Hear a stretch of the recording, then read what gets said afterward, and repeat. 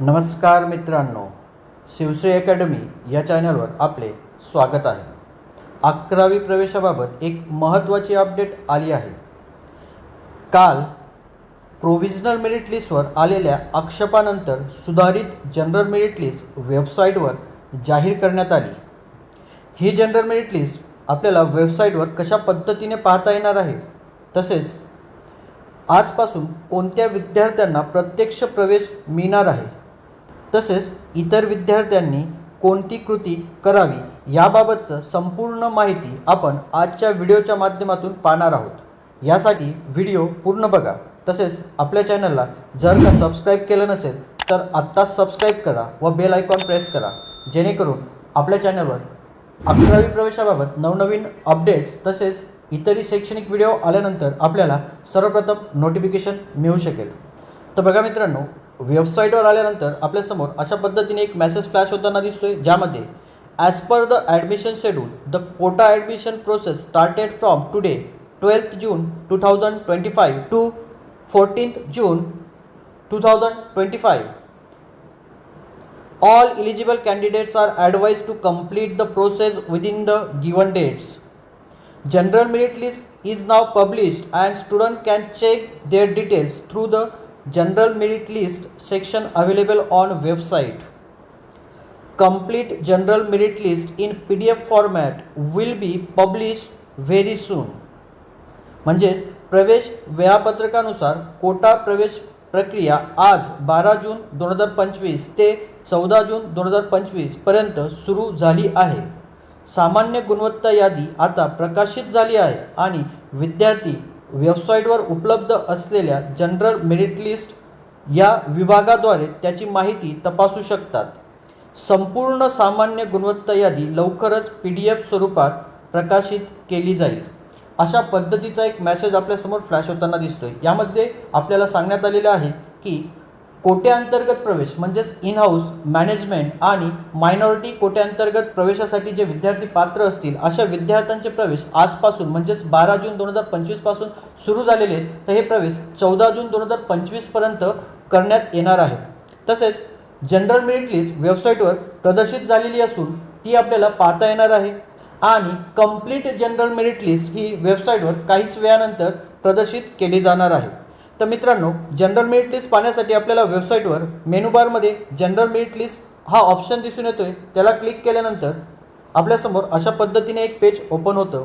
यामध्ये बघा वरतीच डाउनलोड जनरल मेरिट लिस्ट हा बटन दिसून येतोय, याला क्लिक केल्यानंतर पुन्हा आपल्यासमोर असे काही ऑप्शन्स आलेले आहेत। यामध्ये आपण आपल्या 10वीच्या मार्क्सनुसार जनरल मेरिट लिस्ट डाउनलोड करू शकतो। तर आपण आपल्या 10वीच्या मार्क्सनुसार ऑप्शन सिलेक्ट करायचं आहे आणि त्याला क्लिक केल्यानंतर आपल्यासमोर अशा पद्धतीने जनरल मेरिट लिस्ट ओपन झालेली दिसून येईल। यामध्ये आपल्याला आपला merit number, application number, marks of 10, marks out of अशी काही इन्फॉर्मेशन आपल्यासमोर येताना दिसते।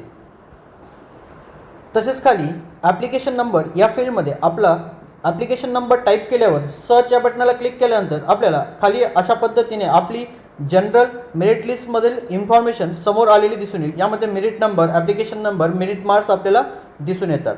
ठीक आहे, त्याचप्रमाणे आपण आपल्या लॉग इनवर जाऊन सुद्धा आपली जनरल मेरिट लिस्ट पाहू शकतो। यासाठी आपण होम टॅबवर आल्यानंतर लॉग इन या बटनाला क्लिक करायचं आहे। त्यानंतर खाली लॉग इन ID, पासवर्ड आणि कॅप्चा एंटर केल्यानंतर आपल्याला लॉग इन करायचं आहे। लॉग इन केल्यानंतर आपल्यासमोर अशा पद्धतीने पेज ओपन झालेलं असेल। यामध्ये उजव्या कोपऱ्याला वरती असणाऱ्या या बटनाला क्लिक केल्यावर आपल्यासमोर अशा पद्धतीने ऑप्शन ओपन झालेले असतील। यामध्ये खाली लिस्ट हा ऑप्शन दिसून येईल, याला क्लिक केल्यानंतर आपल्यासमोर पुन्हा जनरल मेरिट लिस्ट असा ऑप्शन ओपन झालेला असेल।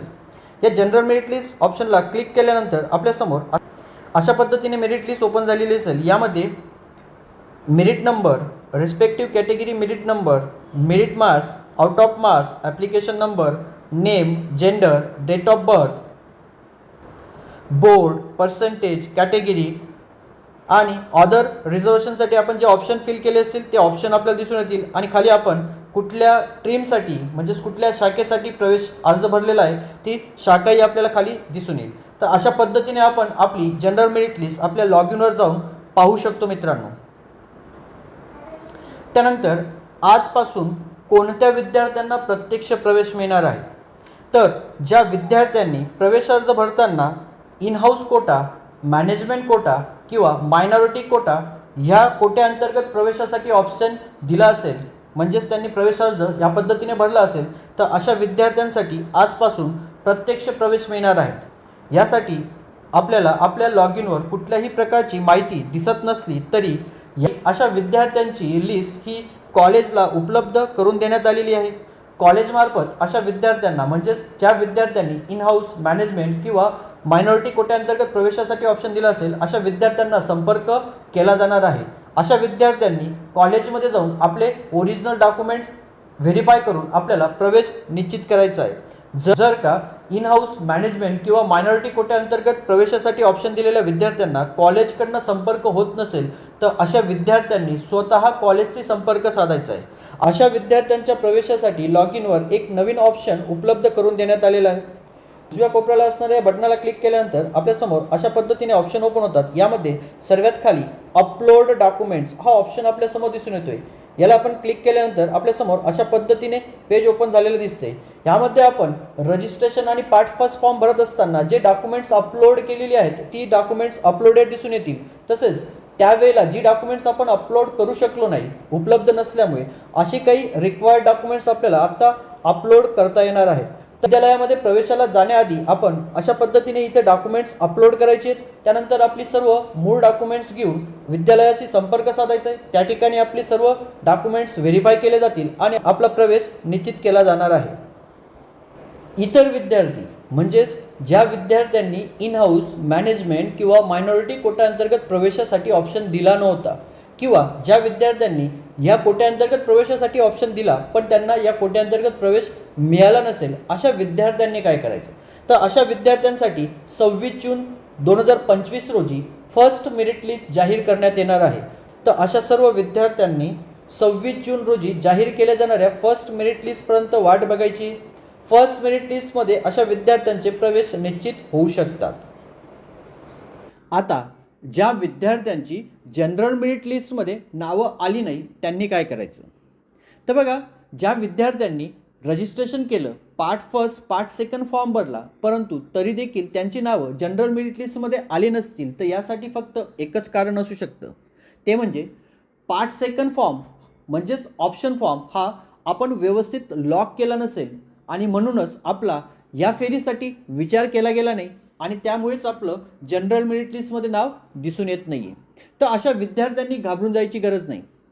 पहिल्या फेरीचे प्रवेश पूर्ण झाल्यानंतर दुसऱ्या फेरीवेळेस आपल्याला पुन्हा रजिस्ट्रेशन, पार्ट फर्स्ट आणि पार्ट सेकंड भरण्याची सुविधा उपलब्ध असणार आहे. त्या दरम्यान आपण आपला अपूर्ण फॉर्म पूर्ण करून दुसऱ्या फेरीमध्ये सहभागी व्हायचं आहे. तसेच ज्या विद्यार्थ्यांनी अंतिम दिनांक म्हणजेच 5 जून 2025 पर्यंत रजिस्ट्रेशन केलं नसेल किंवा part first part second form भरला नसेल, अशा विद्यार्थ्यांनी काय करायचं, तर अशा विद्यार्थ्यांनीही घाबरून जायची गरज नाही. अशा विद्यार्थ्यांसाठीही पुन्हा संधी उपलब्ध असणार आहे. पहिल्या फेरीचे प्रवेश पूर्ण झाल्यानंतर दुसऱ्या फेरी वेळेस आपल्याला पुन्हा रजिस्ट्रेशन, पार्ट फर्स्ट आणि पार्ट सेकंड भरण्याची सुविधा उपलब्ध असणार आहे. त्या दरम्यान आपण रजिस्ट्रेशन करून पार्ट फर्स्ट आणि पार्ट सेकंड फॉर्म भरून आपण दुसऱ्या फेरीमध्ये सहभागी व्हायचं आहे.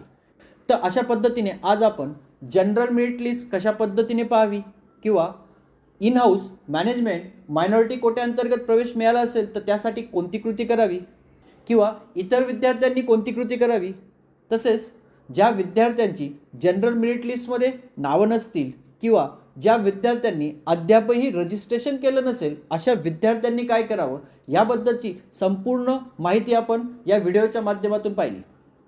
व्हिडिओ आवडला असल्यास लाईक आणि शेअर करा. असेच नवनवीन व्हिडिओ पाहण्यासाठी आपल्या चॅनलला सबस्क्राईब करा. जय हिंद, धन्यवाद.